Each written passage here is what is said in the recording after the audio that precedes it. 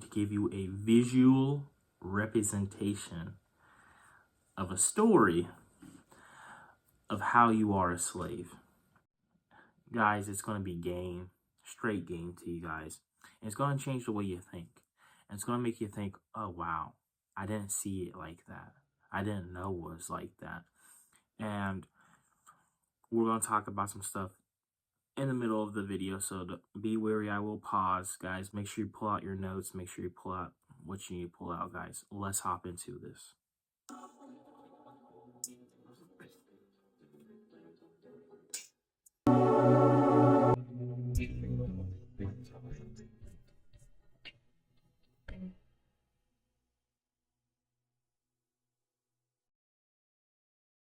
Mr. Jones owned a cotton plantation and many slaves.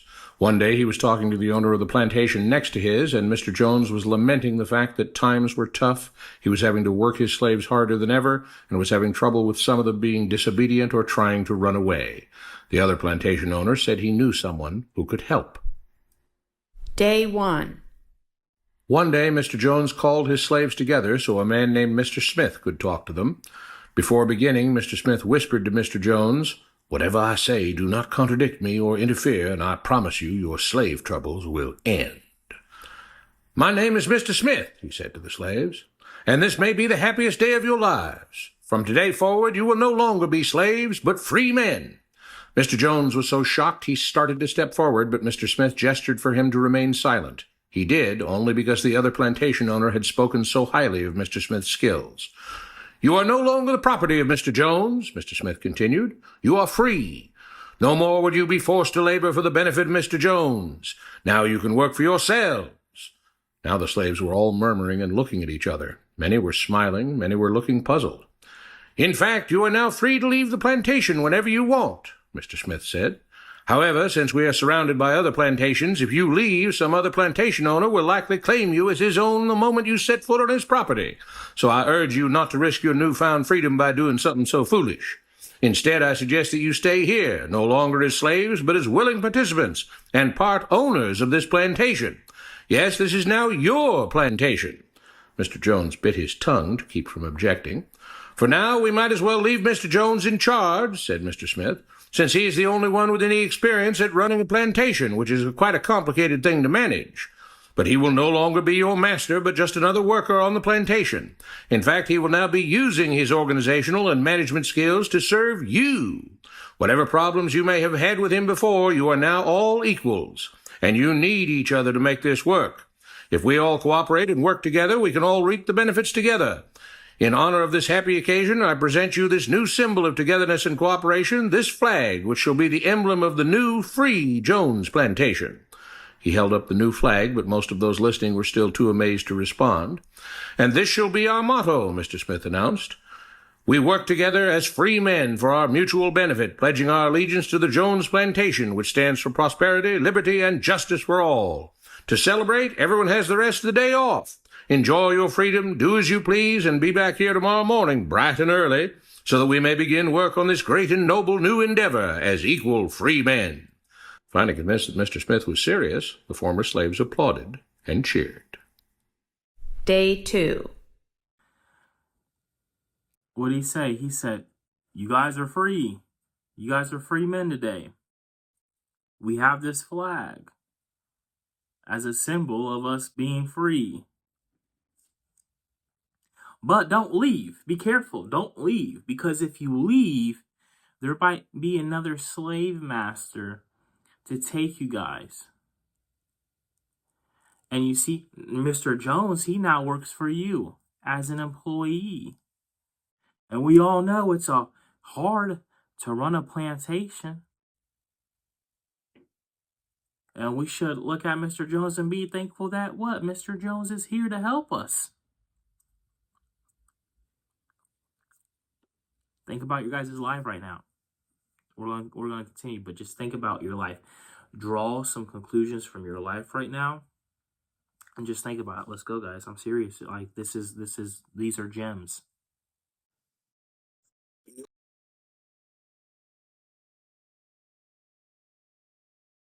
We all want this plantation to do well, Mr. Smith said at the beginning of the next meeting, so we can all share in the benefits. We all know that it takes a lot of effort to make a cotton plantation work.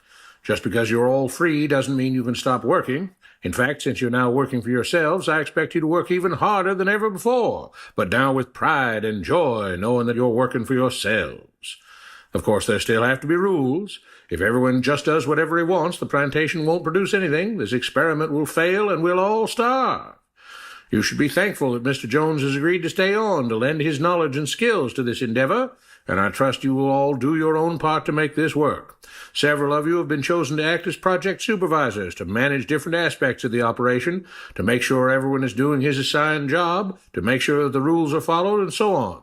The rest of you may head out to the fields to start your first day of work as free men. Day 3. The next Here, make sure these other slaves are doing their job.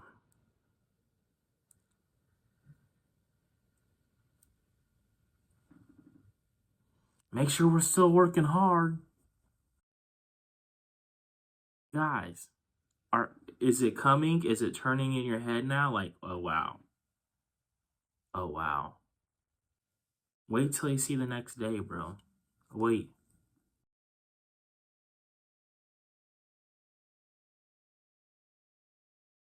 morning, Mr. Smith had a grim expression on his face as the daily meeting began. I have an unpleasant duty to do today, he said. Yesterday, Charles was caught keeping some of the cotton he picked, presumably to sell for his own personal profit. That is against the rules. That is stealing. For that, Charles must be punished. 2 men tied Charles to the whipping post. I take no joy in this, Mr. Smith continued, but you must understand, if we do not maintain order, if we do not have rules that we all abide by, then the plantation will fail, and we will all suffer. The whip cracked against Charles' back. But if we all pitch in for the common good, then we can all prosper. Being free doesn't mean you should be selfish and greedy. We must each do our assigned duties and obey the rules, and then we can all benefit, and each of you will receive your appropriate share of the profits. A young man named Samuel stepped forward. But if you and Mr. Jones decide the rules and whip us if we disobey, how is that any different from what we had before? How can you say that? Mr. Smith asked. I'm shocked. You were a slave before, and now you're free.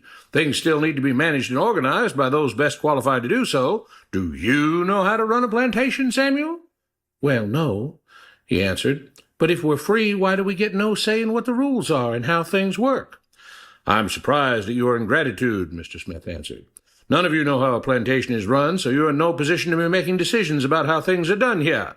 You don't seem to appreciate all the things that Mr. Jones provides for you, from protecting you from all the outside threats you know nothing about, those who would come here, capture and enslave you, if not for Mr. Jones' protection, to making sure that you all have food and housing, tools to work with, you're cared for when sick and injured, and so on. There wouldn't be a plantation at all, no cotton to pick, no land to plant and harvest, if not for him. You should be grateful that he's made possible the level of comfort you now have. Your lives would be far worse if not for him. Nevertheless, as free and equal participants in this endeavor, from now on at each meeting, any worker may have 2 minutes to ask questions or voice suggestions or complaints. With that, the workers all seemed satisfied and headed out again to the fields to pick the cotton. Charles stole somewhat cotton. I thought Charles was an owner. Charles is not an owner. Oh, you're stealing. And then Samuel had the nerve to come out here and say, well, what's the difference? First we were slaves and I was relieved, and now that we're free, but there's no difference. Charles trying to come out here and be an entrepreneur. I want to sell this cotton myself that I own now and go get some money, some extra money. Guys, they don't want you to be entrepreneurs. I'm just letting you guys know that. They don't want you to be entrepreneurs out here. No, they want you to keep on what? Working that job. Making the other man rich. Making Mr. Jones rich. Who's Mr. Jones in your life? Wait till you see day 4, guys, because day 4, I mean, it gets more crazier and crazier, and then you just start, I mean, guys, gems, make sure, pen and pad, guys, make sure you have a pen and pad. Day 4.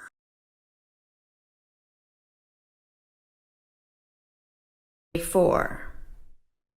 I have a big announcement, Mr. Smith said as the daily meeting began. Mr. Jones' cousin is here, and not just to visit and see how our project is coming along. It has been decided that from now on, you will be deciding who will manage the plantation. Of course, this job can't be done by just anyone, but every 3 months we will have a special meeting at which all the workers will vote on whether we think Mr. Jones should run the plantation or whether we think his cousin, Mr. Johnson, should run the plantation. That means that ultimately you are in charge because you will be deciding which man you want running things on your behalf. If you don't like the way things are being managed, you now have the power to change it. Amazed and pleased, the workers headed out again to the fields to pick the cotton. Days passed. The political game right there. Did they not?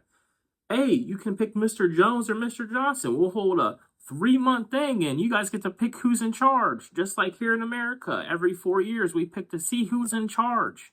And that's not even how it works, guys. The President of the United States has 1/3 of the power. Granted, that's a lot of power for one man, but he only holds 1/3 of the power, man. But what do they tell you? Oh, the people have the power because we go vote, Cain. When has a president won by popular vote? Never. In the history of our presidency, of the birth of our country, not one president has won off of what? Popular vote. Been done by what? The Electoral College, guys. You thinking that, oh, well, we got Biden, that's why the economy sucks. Oh, well, if we can get Trump back in, it don't matter, guys. It don't matter. What, gas prices might drop $1 or $2? Guys, it really doesn't matter. And it matters so much to you guys. And the reason why is because they have you down so low that, guys, you should be where an extra $1, $10 on gas shouldn't even matter. This is where they want you at. Slave him, what? Slave to the country. Oh, you get to choose. Do you really? Because I know about half of you think that the election was rigged. Let's go. Let's keep on going.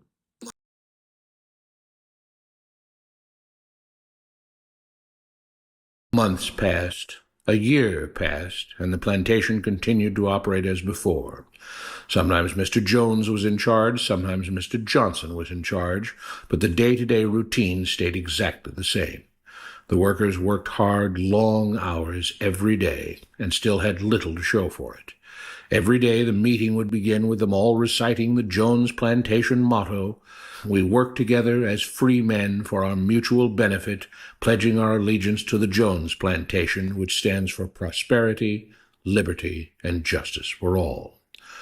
One day Mr. Smith announced, "Samuel is asked to say a few words this morning, and whatever the rest of us may think of his ideas and opinions, we are all free here, and that means we are all allowed to speak our minds.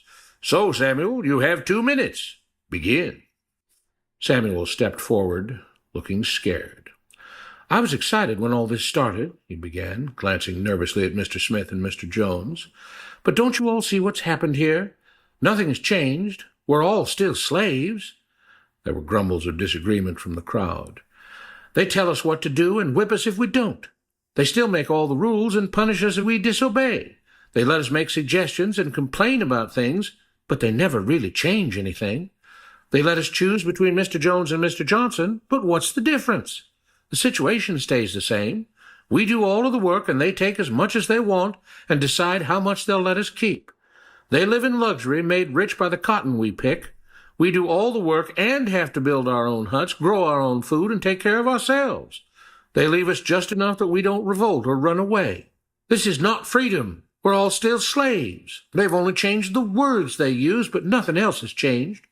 They say we're all free and equal, but we're not. They command and we obey. That's not freedom. That's not equality. They say we're free to leave, but all that means is that we're free to be someone else's slave. Why should we work or obey the rules? We didn't agree to this. They made the system. They forced it on us. They control and rob us and call it freedom.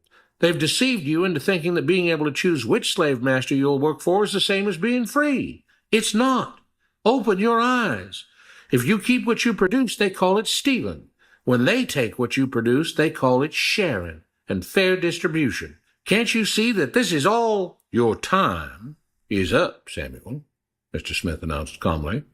At his gesture, two supervisors grabbed Samuel by the arms and led him to the whipping post. I'm sorry, Samuel, but you've broken the rules. There are rules against encouraging others not to work and encouraging others to break the rules. You're only hurting all of us with your discontentment and your complaining and your disobedience. The whip fell, and Samuel let out a grunt. Without rules, without order, all would be lost. Without law, there would be chaos. We can't just behave as wild animals, each doing whatever he pleases. We must all follow the plan and all do our duty for the betterment of everyone. And those who do not must be punished. The whip fell again, and blood flowed freely from Samuel's back. Samuel, it is you who are stealing from the others. When you don't do your assigned work, you are making more work for others. When you disobey the rules, it is you who are endangering the future of everyone else here. You are the thief. You are the criminal. You are the one trying to destroy the arrangement that keeps us all safe and prosperous. At every lash of the whip, the other workers cheered, louder and louder, some yelling curses at Samuel. Being spoiled and selfish, you complain about everything, talking as if you're oppressed. But you are the one ruining things. You are the one keeping us from being all we could be. It is your greed and your rebelliousness that is hurting all of us. They all play by the rules, Mr. Smith said, gesturing at the others. What makes you think that you don't have to? You think you're above the law? There were loud yells of agreement as the whip fell again. We must maintain order, Mr. Smith proclaimed, to make this plantation great, to make it so that we can all be happy and prosperous. To have the society we want, there have to be rules. We all have to contribute our fair share to this great endeavor, and we cannot tolerate actions and attitudes that seek to undermine the amazing things that together as free men we have achieved and will continue to achieve. Mr. Jones was smiling as he gave Mr. Smith a pat on the back. The crowd was cheering so loudly that none of them had noticed that Samuel had died. What you have been taught about government and politics is no more accurate or reasonable than what Mr. Smith taught the slaves. If you're ready to look through the veil of rhetoric and propaganda to see the reality beneath, get a copy of The Most Dangerous Superstition. It will change the way you see the world. That book. You can go get that book. But I'm serious, guys. After that video we watched, Samuel's death, they bring in his cousin to go what? Oh, you can choose Mr. Johnson, you can choose Mr. Jones to run this. Nothing really changed. They got the illusion of freedom. And they said, oh, you're free to leave, but you can't leave because there's other slave masters out there. You see how Mr. Smith united the other slaves? To say, no, Samuel, it's you. It's you out here. You're the thief. You're the enemy. Look, we're free men now. Are you trying to basically say, are you trying to take that away? Guys. So it's like, think about it. I want you guys to think about it like, okay, and apply this to your life. Politically, you pay taxes, right? And these guys don't do nothing. They create laws that half of us don't even like, or 99% of us don't even like, right? So you're a slave to your country and to the politicians. That's one. Two, you're a slave to your addictions. Guys, come on. Another thing, you're a slave at work. Dude, I had a buddy that come out here and he said, man, dude, I had to quit my job because I was supposed to go to my daughter's dance recital and I missed every dance recital. And for me missing that, it hurt her feelings a lot. And I'm like, yeah. And he's like, It was her last one, Cain. I go to my boss at work. I said, hey, man, it's my daughter's last dance recital. She wants, I want to be there. It's her last one. She won't get another one. Dude, like, can I just please, like, leave an hour early? And he said, you know what he said? The dude laughed at him. And he said, no, dude, do your job. Do your job. Go back to work. Dude, what?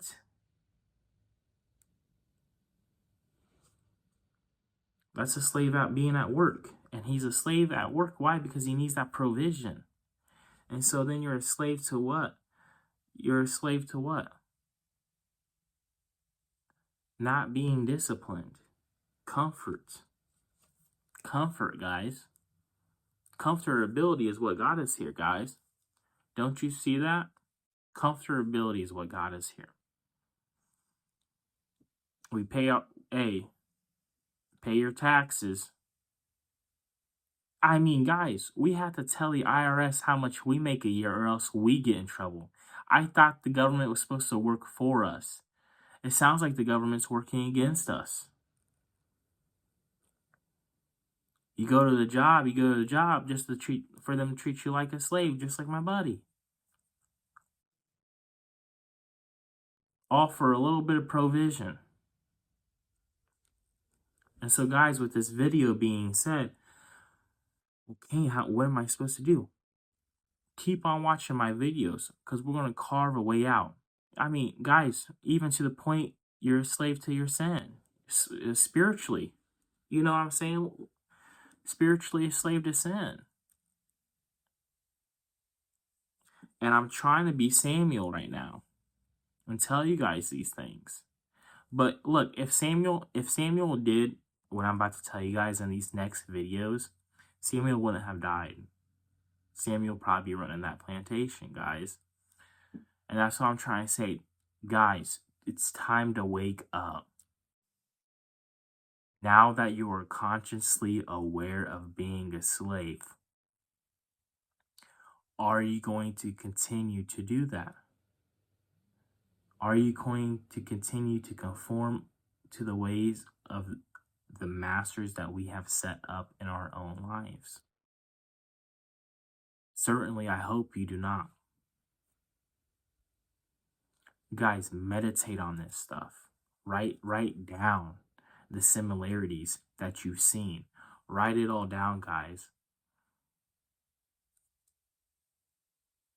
Guys, expect a video to be dropped every Friday at 3:30 p.m. Guys, every Friday at 3:30 p.m. Guys, because you keep on watching my videos, guys, I'm going to help you guys escape, to get unplugged, to get away out of this 3D plane, to pull away from the matrix, guys. Because it's not fun. It's not fun at all. They tell you, oh, you get indoctrinated at school. They said, hey, go to school so you can buy a house, so you can buy a car, so you can get all in debt. That's what money is. Money's debt. We need somebody to get in debt so that we can be rich. Come on, guys. Wake up. Take back your true freedom, your financial freedom, freedom in Christ. Take back your freedom, your freedom and self-discipline. Guys, take it back, man. Don't just keep on allowing these things to happen. Everybody wants change, but they don't want to change. And so, guys, I'm going to help you change. You're going to see me change. I'm going to help you guys get the opportunity to change, because the opportunity is given to you guys every single day. Be the change, guys. Much love. Peace.